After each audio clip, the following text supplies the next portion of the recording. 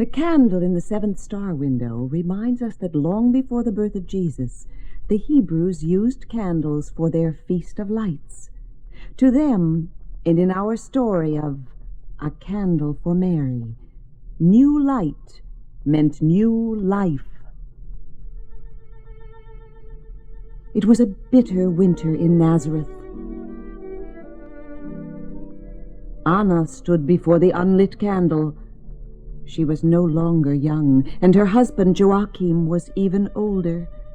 For many years they had prayed for a child, but their prayers had not been granted.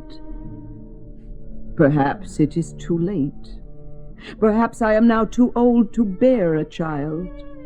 Still, our scriptures tell us that with God all things are possible.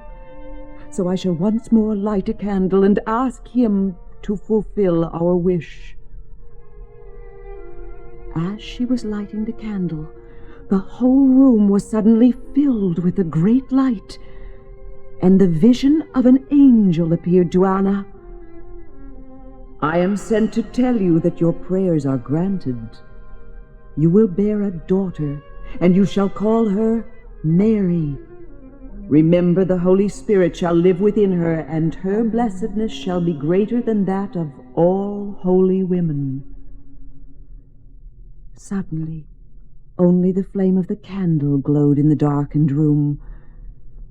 Anna wept in wonder and gratitude, and as she looked at the little candle, she whispered, "A candle for Mary.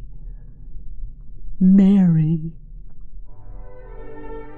What joy there was in the house of Anna and Joachim on that day when Mary was born, and in thanksgiving Anna once again lighted a candle for Mary.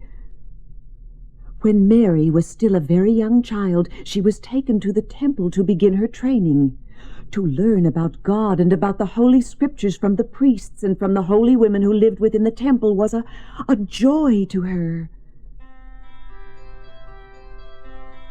As Mary grew, she was full of light, and no darkness was in her.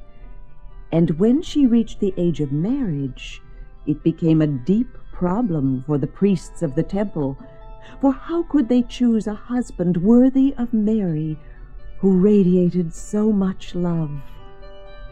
At last they resolved to let God choose, and by a sign He made it known that it was to be Joseph of Nazareth, a carpenter and also a learned and religious man.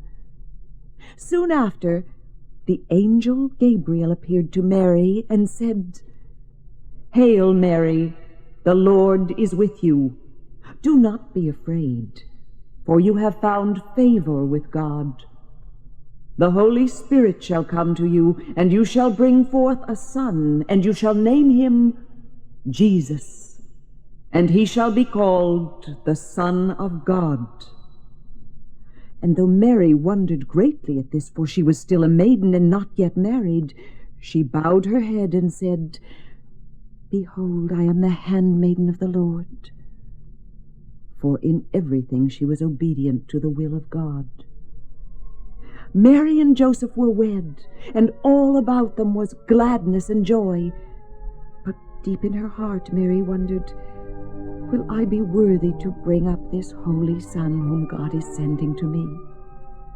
And so Mary prayed and waited and lighted candles as her mother had before her, in praise and thanksgiving that a new life was beginning, a life that would bring the light of the world to man.